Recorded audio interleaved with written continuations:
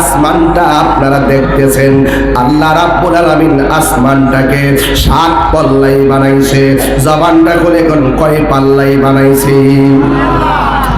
আল্লাযী খালাকা সাবআ সামাওয়াতিন তিবাকা।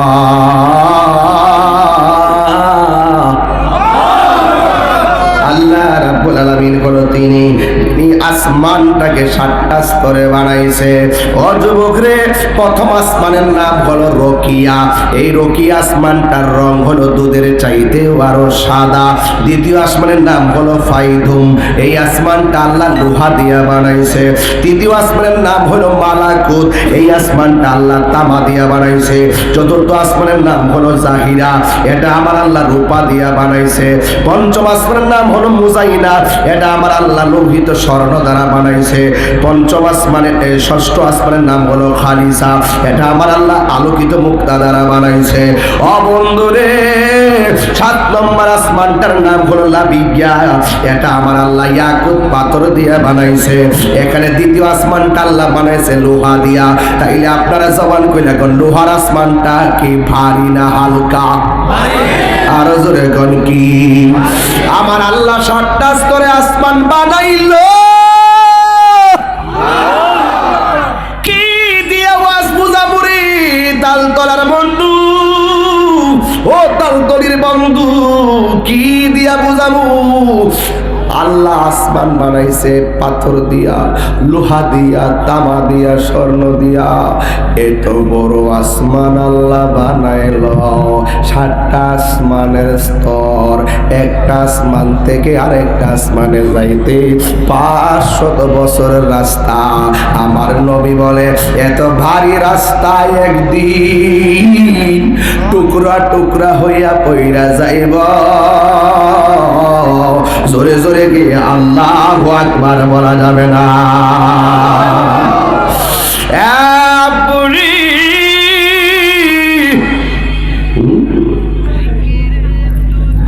ওই 7 আসমানের ভিতরে আমার আল্লাহ যে তারকা বানাইছে, তারকা এক একটা তারকা পৃথিবীর চাইতে আরো বড় আসমান।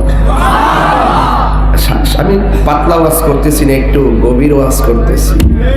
এখন যে 7টা আসমানের নাম বলছি, আমার মনে হয় না যে আপনার জন্মের পরে আসমানের নাম জানছেন।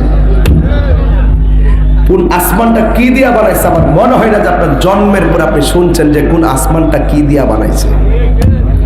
আপনাকে আমি অনেক রিচার্জের পরে ওয়াজটা দিলাম। লোহার আসমান কোন খুঁটি আছে? নিমক কালাম বান্দা, নিমক খারাপ বেটা, আমি নিমক খারাপ। আপনি উদাসীন হয়ে গেছেন। একটা পর্দা, কাপড়ের পর্দা, পাতলা পর্দা টানাইতে যায় কয়টা খুঁটি লাগাইছি? 7টা আসমান আল্লাহ বানাইছে পাথর দিয়া, স্বর্ণ দিয়া, রূপা দিয়া, তামা দিয়া। খুঁটি কয়টা? তা আপনার বিবেক জাগ্রত হয় না কেন? এই জন্য বিবেক হলো সবচেয়ে বড় আদালত। একটা কদম সামনে যাইতে পারবে না। সময় আসতেছে, একটা কদম সামনে যেতে পারবেন না। আল্লাহর হাবিব বলে কিয়ামতের আলামত ওই আসমানের ভিতরে যে তারকা আছে, এই তারকাগুলো খুলে খুলে পড়ে যাবে। ইযাস সামাউ ফাতারাত, এই আসমানটা ছিদ্র হয়ে যাবে। ওয়া ইযাল কাওয়াকিবু তাসারাত, আসমান থেকে তারকাগুলো খুলে খুলে পড়ে যাবে। ওয়া ইযাল বিহারু ফুজ্জিরাত, জমিনের মধ্যে সুনামি শুরু হবে, ঢেউ শুরু হয়ে যাবে। গড়ের উপরে 40 হাত, মাথার উপরে 40 হাত, পাহাড়ের উপরে 40 হাত। এমন একটা পানির ঠেলা মারবো, মাটির নিচে এত শক্ত গাছ, পানির ধাক্কা ছোটে সেকেন্ডে মাটিতে শুয়ে যাইব। কিয়ামতের আলামত হলো, আমার নবী বলে এই দুনিয়ার জমিন অনেক পাহাড় আছে, কিয়ামত যেদিন শুরু হবে এই পাহাড়গুলো আকাশে তোলার মতো উড়ে যাবে। বন্ধুরে আমার, ও তালতলের বাবারা, ও কোচিয়ার পচুয়ার বাবারা, রহিমানগরের বন্ধুরা, হাজীগঞ্জ চাঁদপুর শাহরাস্তির বাবা, সব তোলার মতো উড়ে যাবে। এখন বলবেন তাহিরি হুজুর, এই পাহাড়গুলো আল্লাহ কেন বানাইছে? আমার বলতে হবে না, আল্লাহ বলছে ওয়াল জিবালা আওতাদা, আমি আল্লাহ জমিনটা যেন অশান্ত না হয়, জমিনটা যেন কাঁপাকাঁপি না করে, আমি আল্লাহ পাহাড় দিয়া জমিনটারে পেরেক মারছিলাম। আল্লাহর হাবিব বলেন কিয়ামতের বড় আলামতের ভিতরে একটা আলামত হলো এই পাহাড়গুলা তোলার মতন উড়ে যাবে। ইজা জুলজিলাতিল আরদু জিলজালাহা, যখন পাহাড় উড়ে যাবে তখন জমিনটা কাঁপতে শুরু করবে, কাঁপতে শুরু করবে। ওয়া তাকুনুল জিবালু কালইহনিল মানফুশ, এই পাহাড়গুলো তোলার মতো উড়ে যাবে। তখন আপনার কি অবস্থা হবে, আমার কি অবস্থা হবে, দাদার কি অবস্থা হবে, ওই সময় মানুষের কি অবস্থা হবে রে বাবা। পাহাড় উড়ে গেলে জমিনটা যখন কাঁপবে, আল্লাহ বলতেছেন ওয়া তাকুনুল জিবালু কালইহনিল মানফুশ, এই পাহাড়গুলো তোলার মতন উড়ে যাবে। এখন আমার কি অবস্থা হবে এটা আল্লাহ কোরআনে বলছে, ইয়াউমা ইয়াকুনুন নাসু কাল ফারাশিল মাবসুস,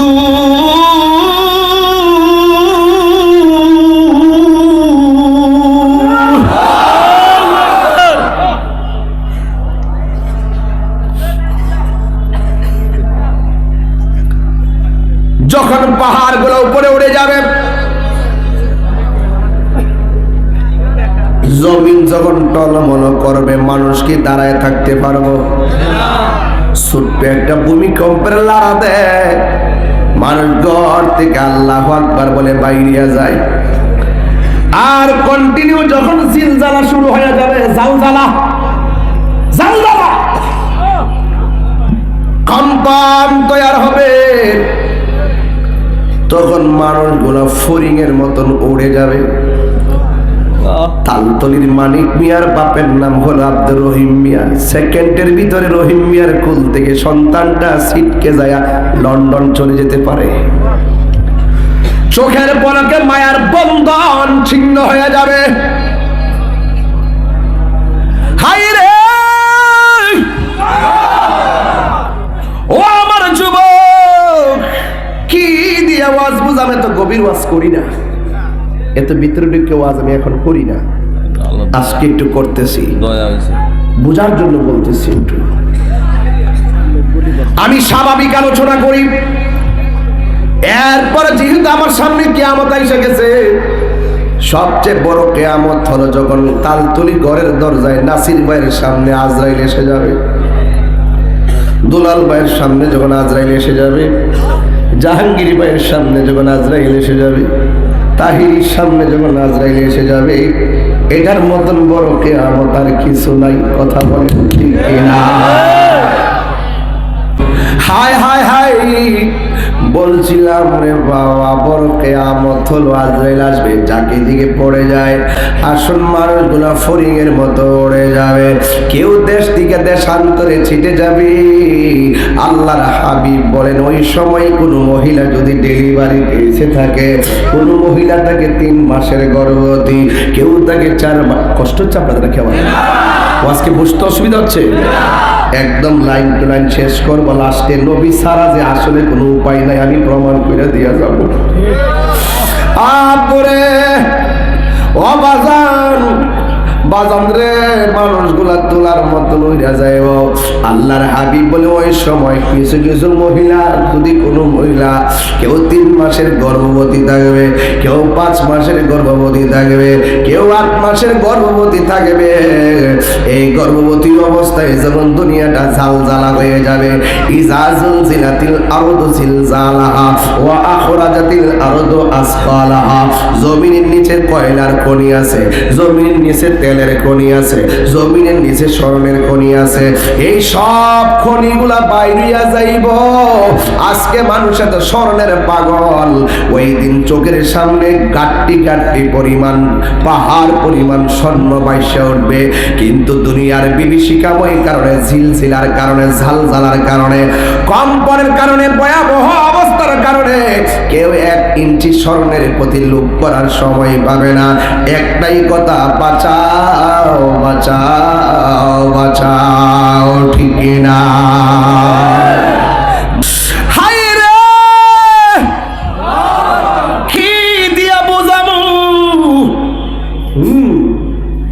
কেউ থাকবে 3 মাসের গর্ভবতী, 5 মাসের গর্ভবতী, 8 মাসের গর্ভবতী। যখন কিয়ামতের পরে মাটির একটা কম্পন সৃষ্টি হবে, ওই পেটের 8 মাসের বাচ্চা ডেলিভারি হয়ে মাটিতে রক্তাক্ত অবস্থায় পড়ে যাবে। 4 মাসের বাচ্চা ডেলিভারি হয়ে পড়ে যাবে। এটা যে কত কষ্ট আপনারা বুঝবেন না। আপনার মারে জিগাইবেন, আম্মা ডেলিভারির কষ্টটা কেমন গো মা? মা কইব, পুত্রে ডেলিভারির সময় এমন মনে হয়েছে, আগে যদি জানতাম পুত জন্ম দেওয়া তো কষ্ট, জীবনও পেটের মধ্যে বাচ্চা নিতাম না। মা ওই সময় কইছে, একটা ছুরি দিয়ে আমার গলাটা কাইটা আলাদা কইরা দাও।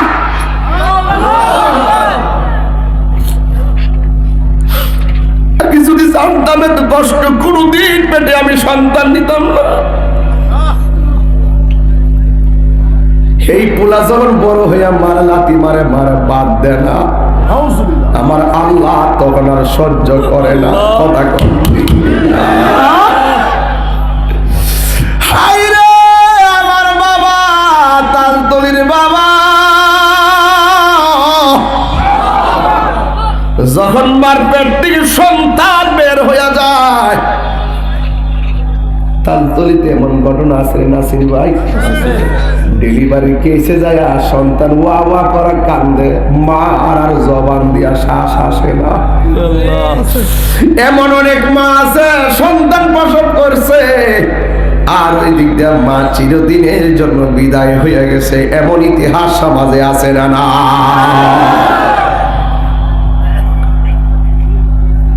আল্লাহর হাবিব বলেন, কোন মহিলা যদি ডেলিভারি কেসে মারা যায়, আবার আল্লাহ তার মরণটাকে শহীদের খাতায় লিখে দেয়। কত সম্মান দিছে আমার আল্লাহ, অথচ আমরা আমার মার সম্মান দিতে জানলাম না, বাপের সম্মান দিতে পারলাম না। মাল কামাইছি, টাকা কামাইছি, বাপের কেহার কথার হিসাবটাও দিলাম না, মারেও হিসাব দিলাম না।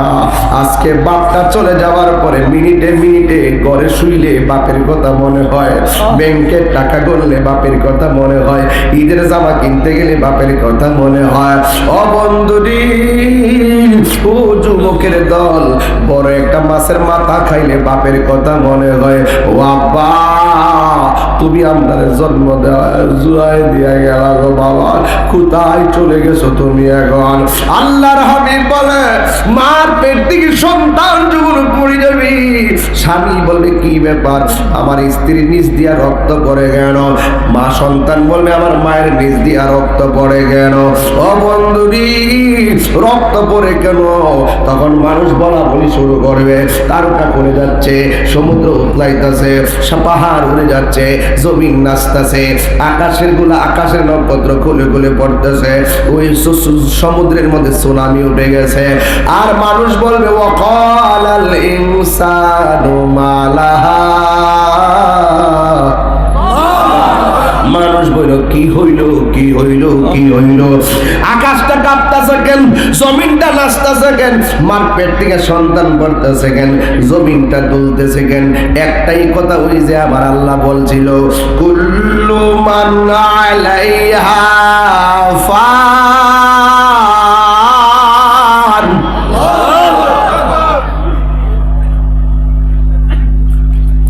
কোরআন শরীফ পড়লে কি বাবা খারাপ লাগে? আবার পড়বো, কুল্লু মান আলাইহা ফানি ওয়া ইয়াবকা ওয়াজহু রাব্বিকা যুল জালালি ওয়াল ইকরাম।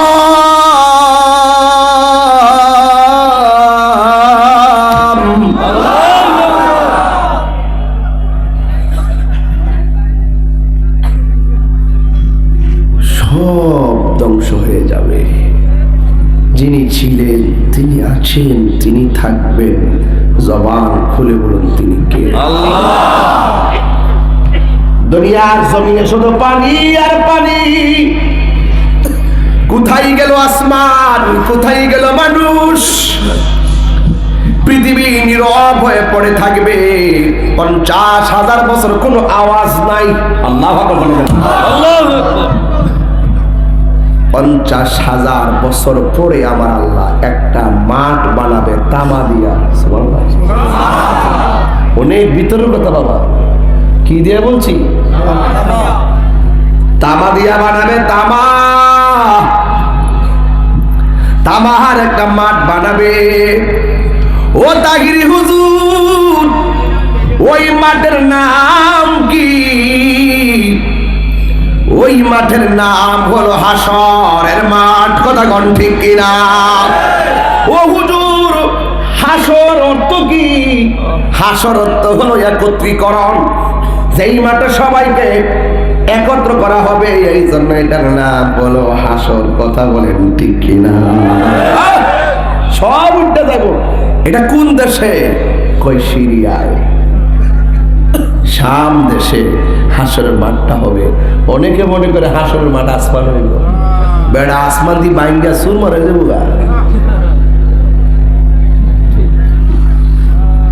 শাম দেশে তামার মাঠ, ওইটার কিছু উপরে থাকবে সূর্য।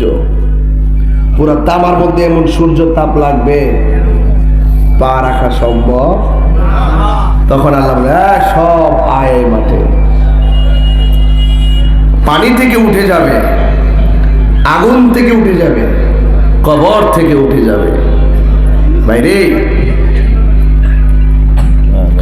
কবর থেকে উঠে যাবে। এবার আগুন থেকে যাবে কারা? বন্যায় হিন্দুরা যেতে সালা লাশ পড়ছে, বাঁচবে না। কিছু লাশ আছে পানির মধ্যে ডুবে গেছে, আর লাশ খুঁজে পাওয়া যায় নাই, জানা যাওয়া হয় নাই, মানুষের খুঁজে পায় নাই। ওই লাশগুলা পানির থেকে উঠে দেব। ওয়াইদাল কুবুর বুসিরাত আলিমাত নাফসুম মা কদ্দামাত ওয়া আখারাত।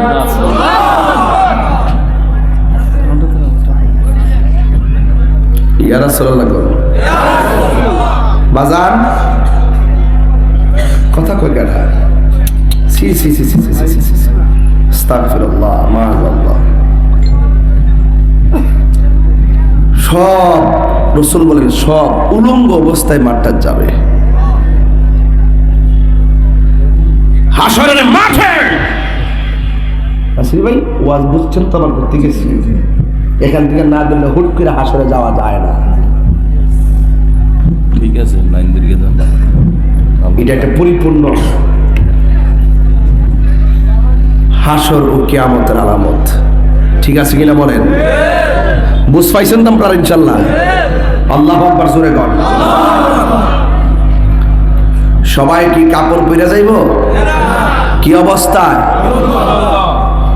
আয়েশা সিদ্দিকা রাদিয়াল্লাহু তাআলা আনহা, তিনি কি বিশ্রী না সুন্দর?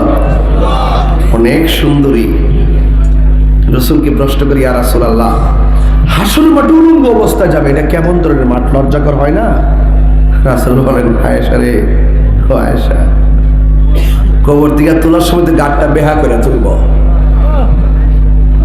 পর্দার হল চান আমার দেহের নেই, দেহি তুলতে নিশ্চয় আবার সার্ভার পর্দা হল চান চাইছেন, আমার দেহের নেই, ল্যাংটা না কাপড় আছে দেয়া জানি। হ্যাঁ, একটা জবান বন্ধ রাখবেন না, মোহাম্মদ মায়ার শরী বলো সুবহানাল্লাহ। হাসরের ময়দানে কাফর ফিরে উঠবেন উলঙ্গ অবস্থায়। আল্লাহর হাবিব বলে, আয়েশা রে, ও আয়েশা, গাট্টা বাঁকা করে হাসরের মাঠে তোলা হবে। একজনের লজ্জাস্থানের পথে আর একজন 1 সেকেন্ডের জন্য তাকাইবার সময় পাবে না।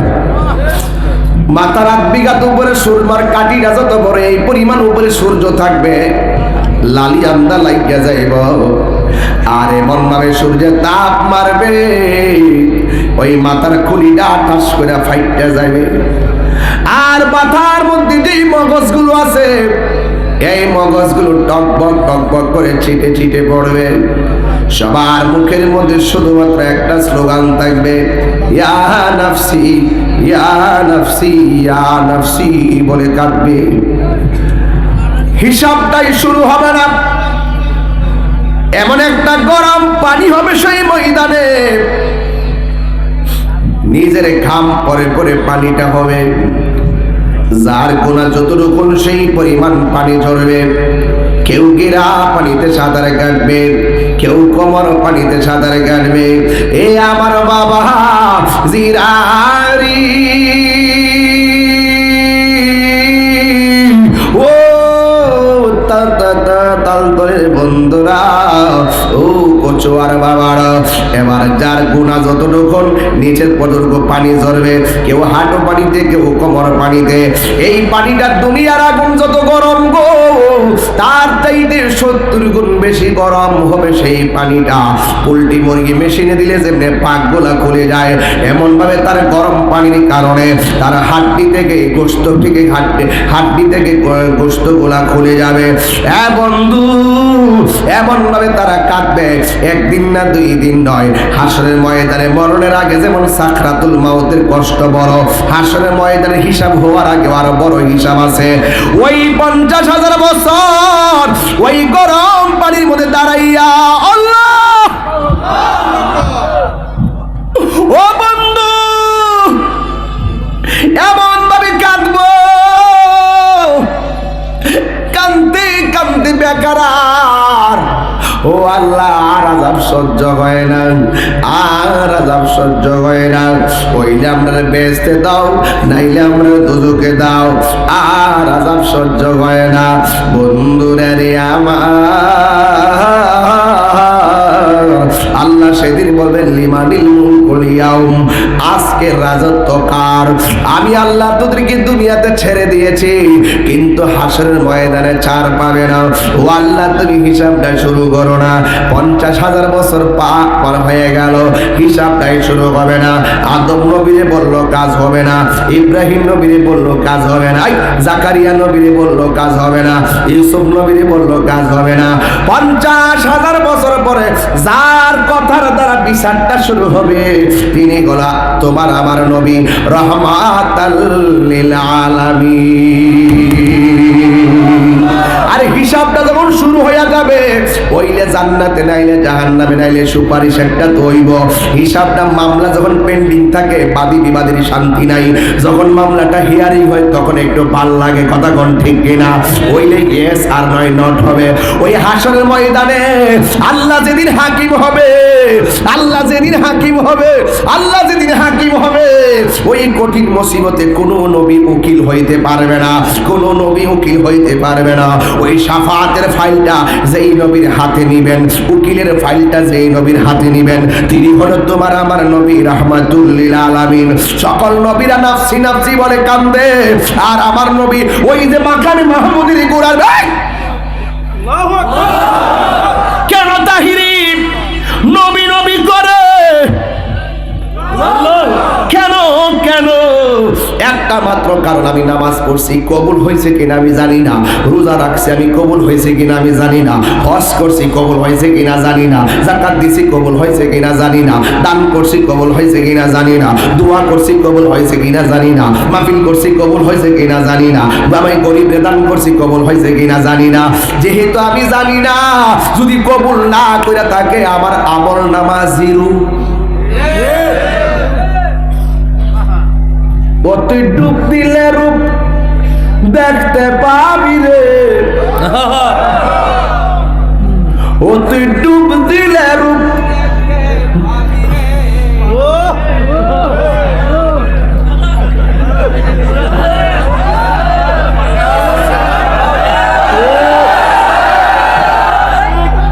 কষ্ট হচ্ছে আপনাদের?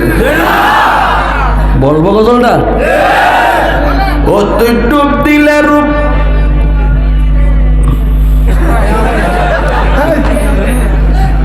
আমার তো কইতে দিব আগে, আমি সুরটা দরাই দিই না, আমারটা লড়ে দেবো গা। ও তুই ডুব দিলে রূপ দেখতে পাবি রে, পাবে তোর খুদে মহাজন, পাবে তোর খুদে মহাজন। পীরের দিল দরিয়াই ডুবে দেখ ওরে পাগল মন।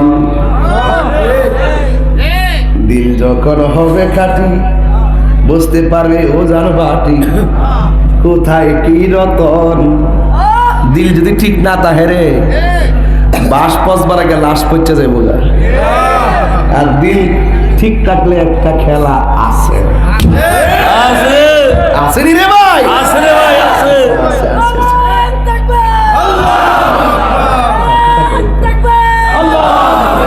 দিলের কাছা বলেছে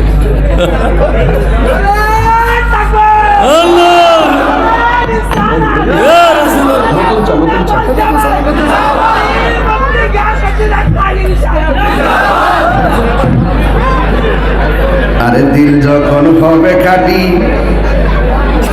বুঝতে পারবি ও জান বাটি, কোথায় কি রতন আছে সেই নদীর ওই গভীরে রে, আছে সেই নদীর ওই গভীরে রে। পাবি মানিকা রতন, সেটাই মানিকা রতন। পীরের দিল দরিয়াই ডুবে দেখ ওরে পাগল মন। ওদি ডুব দিলে রূপ দেখতে পাবি রে, ওদি ডুব দিলে রূপ।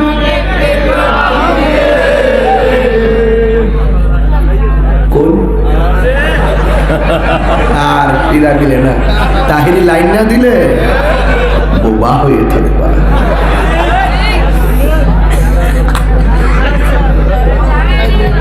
এখন আমার খুশি লাগতেছে, কারণ আমার নবী যে হাসর মাঠে সুপারিশের ফাইলটা হাতে লয়ে নিয়েছে।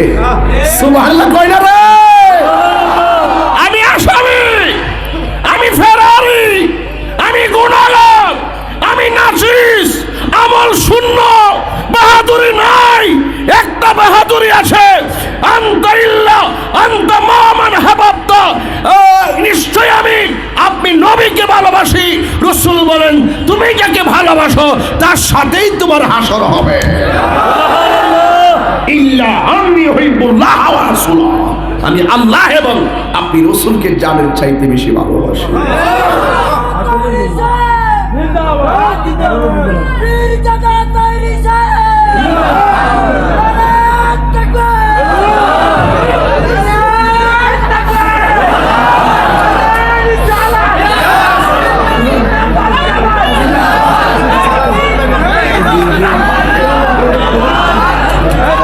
আল্লাহু আকবার জোরে গান, ইয়া রাসূলুল্লাহ জোরে গান।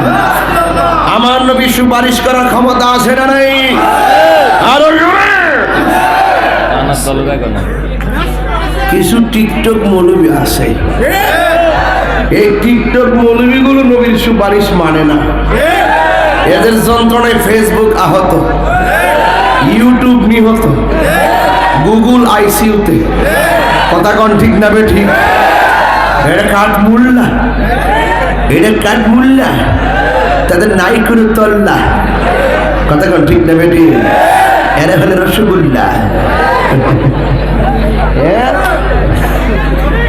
আমার নবী সুপারিশ করবে ইয়া রাসূলুল্লাহ কিছু নাই একটা জিনিস আছে আপনাকে ভালোবাসি প্রেম আছে বলেই তো পৃথিবী এত সুন্দর আপনাকে ভালোবাসি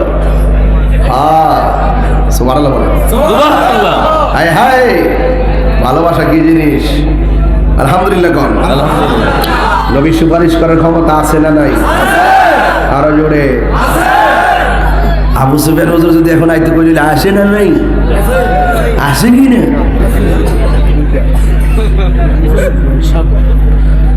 আর সুফিয়ান হুজুর আসলে বলিলে মনে বড় আশা ছিল যাব মেদি মদিনাওয়ালা আমায় তুমি দেখা দাও মনে বড় আশা ছিল যাব মেদি কিশোরের ভাইরা উঁচু কণ্ঠে বলো রসুল চাই কি চাই না দরকার আছে কি না ওদের যারা রসুল্লাহকে শাফাআতকারী মানে না ওদের ঠুলে দোষ আছে ওদের মাথা নষ্ট ওদের ভাইজামা নষ্ট মারহাবা জোরে কোন আল্লাহর হাবিব সুপারিশ করার ক্ষমতা আছে তো ইনশাআল্লাহ কারা কারা বিশ্বাস করে স্লোগান তুলে হাত দেখা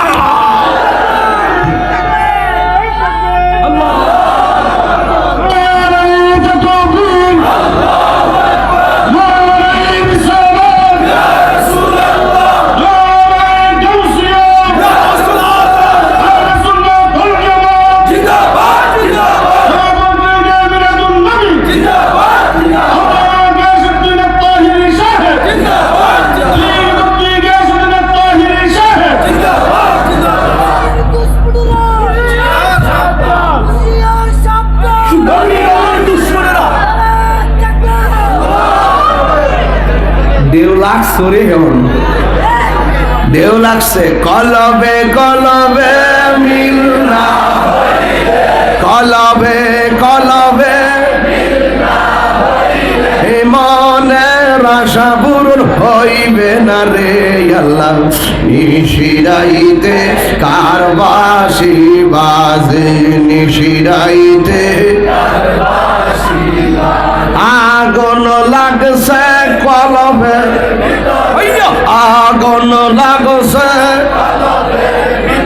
এই উপরে জল ডালিলে হইব কি আল্লাহ নিশিরাইতে হাসি বাজে কষ্ট হইতেছে রে বাবা আজকে ওয়াজের শেষে একটা আজান হইবনি এরপরে বাজার জিকির হইবনি আরো ধরে জিকির হইবনি তোমারে না দেখলে আমার ঘরে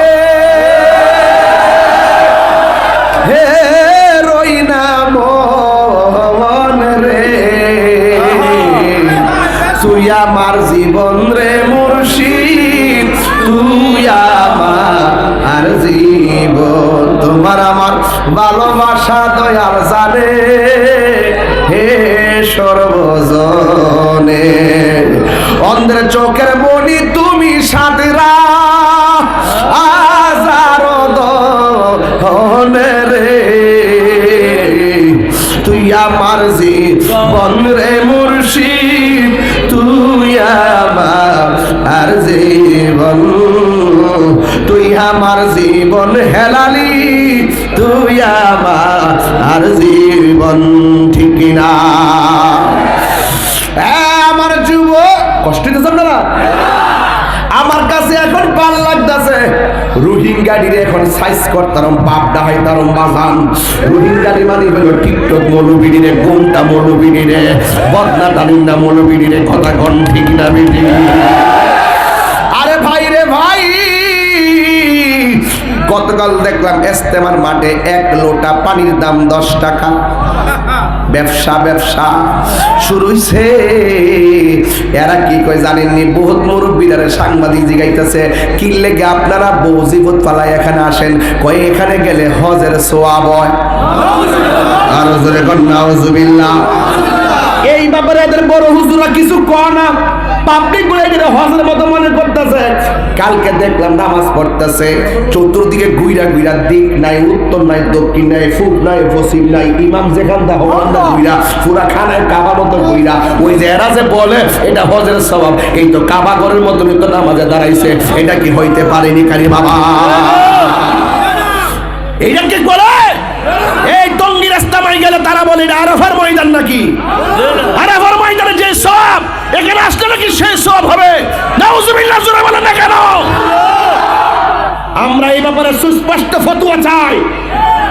যারা আরাফার ময়দান হজের সাথে এই টঙ্গী রাস্তাকে তুলনা করে, এটা ঈমান হারা কথা বলেন ঠিক না বেঠে? এটা বিভ্রান্তিকর কথা বলেন ঠিক কি না বলেন? রাখো রাখো, আমার কথা কি বুঝছেন আপনারা? কথা বুঝছেন? আরাফার ময়দান আর টঙ্গী রাস্তাকে এক জিনিস। এই যে এত এই যে সাক্ষাৎকার নিলেই বলে এখানে গেলে 3 বার গেলে 1 হজের সওয়াব, আবার কয় আরাফার ময়দানে অবস্থান করলে যে সওয়াব এখানে গেলে কি সওয়াব। এই ব্যাপারে তাদের কোনো ফতোয়া নেই। এই ব্যাপারে তারা কয় না কেন? সুস্পষ্ট বক্তব্য দিতে হবে। কথা বলে ঠিক না ঠিক? এরপরে এবার কে একসাথে হইতেছে? দুইবার। কোন গুরু? এখানে আমার একটা কথা আছে, সাত গুরু আর জুবাইর গুরু, দুইজনে দুইবার করে খেললে মারামারি করছে, খেললে কিন্তু নিজের মধ্যে আখির মনে যাচ্ছে ঠেলাটি গেছে। কিন্তু বাংলাদেশে এত হুজুর থাকতে, এত আলেম থাকতে, ভারতের মৌলবী দোয়া করতে গেলে এটি তো কথাটা, এটা হেরা লাগছে, এটা আমরা জব দিলাম নাই। যে যেমনি মন চাই চলুক গা, একদিন আগের দিন করুক, আরেকদিন পরের দিন করুক, তৃতীয় দিন আমরা করুক।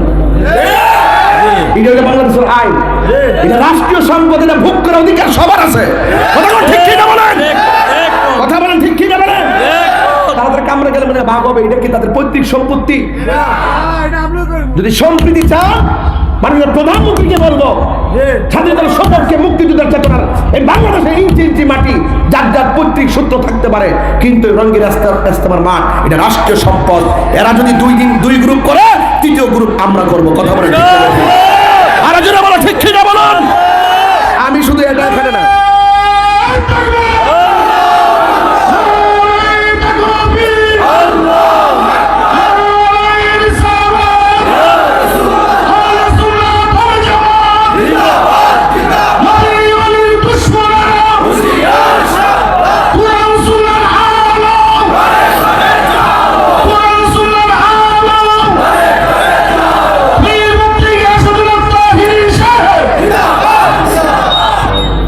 আমার দাবি কি অগ্রহণযোগ্য? আমি চাই সব উলামায়ে কেরাম মিল্লা চলুক, তবলিগের সাথে, কওমির সাথে, জামাতের সাথে, যার সাথে আমাদের কোনো আকীদা নিয়ে দ্বন্দ্ব হইলে, যদি আকীদার কোনো দ্বন্দ্ব থাকে, এটা তো চলে এসে আমরা দরজা বন্ধ কইরা দ্বন্দ্ব নিরসন করুন। ওইলে আমার বুঝাইয়া নিব, নাইলে বুঝা আইব। এরা যদি একদিন এক গ্রুপ করে, আরেকদিন আরেক গ্রুপ করে, তো তৃতীয় দিনজন আমরা করুন, তো এটা ধর্মের সৌন্দর্য ফুটে উঠে। কথা ঠিক না বেঠিক? সরকার এটা কেমন ভাবে নিচ্ছে, মনে হচ্ছে এটা তাদের পৈতৃক সম্পত্তি, আমরা মনে এই দেশে রুইন যাইছি। এটা হতে পারে না। মাননীয় প্রধানমন্ত্রীকে বলবো, এটা বঙ্গবন্ধু দিয়ে গেছে। আমরা বঙ্গবন্ধুর আদর্শ লালন করি, আমরা বঙ্গবন্ধুকে গবেষণা করে রাজনীতি করি, আমরা 52কে গবেষণা করি, 69কে গবেষণা করি, 71কে গবেষণা করি। কথা বলেন ঠিক না বেঠিক?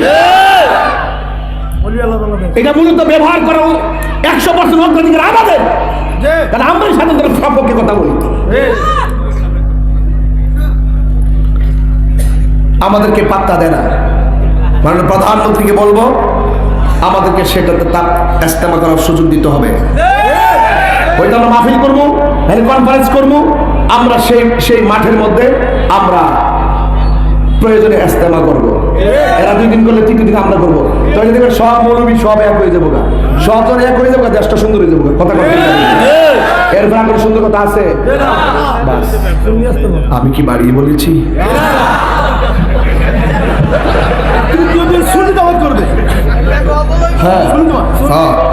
সুন্নি জামাত করবে, তৃতীয় দিন ইস্তেমার মাঠ সুন্নি জামাত। চাই কি চাই না?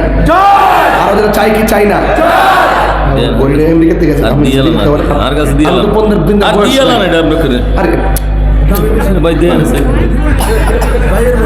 বাবাজান তাহলে একদিন 7 গ্রুপে তো ইস্তেমা করবো, আরেকদিন কারা জোয়ার গ্রুপ, এরপরে হলো সুন্নি জামাত।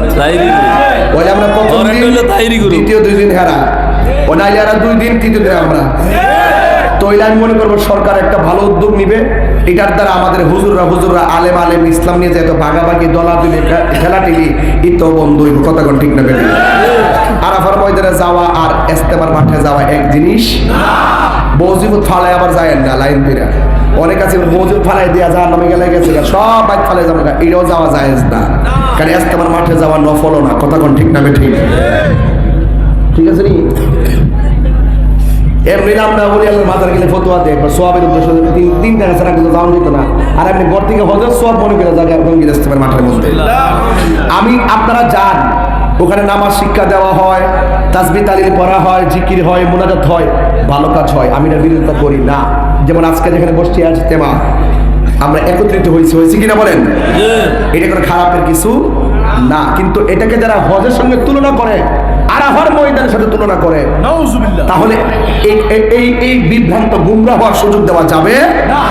আমি যারা বলবো, যারা এখানে দায়িত্বপ্রাপ্ত আছেন তাদেরকে বলবো এই ব্যাপারে সূক্ষ্ম নজরদারি করার জন্য কথা বলেন ঠিক না বেটি? তাদের সুস্পষ্ট বিবৃতি এবং সাধারণ পাবলিক যারা আছেন কখনো এটাকে হজের সঙ্গে তুলনা করবেন না। কোথায় হজ আর কোথায় টঙ্গীর ইস্তেমার মাঠ।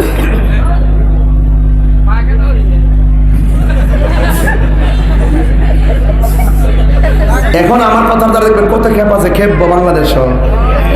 অনেকে কেউ আমি এটার বিরুদ্ধে, আমি বিরুদ্ধে বলছি না। আপনি যাচ্ছেন আজকে একদিন না, বহুত বছর ধরে আপনি এখানে যান, আমাদের কোনো বাধা নাই। ইদানিং যখন দেখতেছি এটার 3 বার গেলে বলি 1 হজের সোয়াবো, হ্যাঁ বাজদা গিয়ে হজের সোয়াব কি সরকারি রে।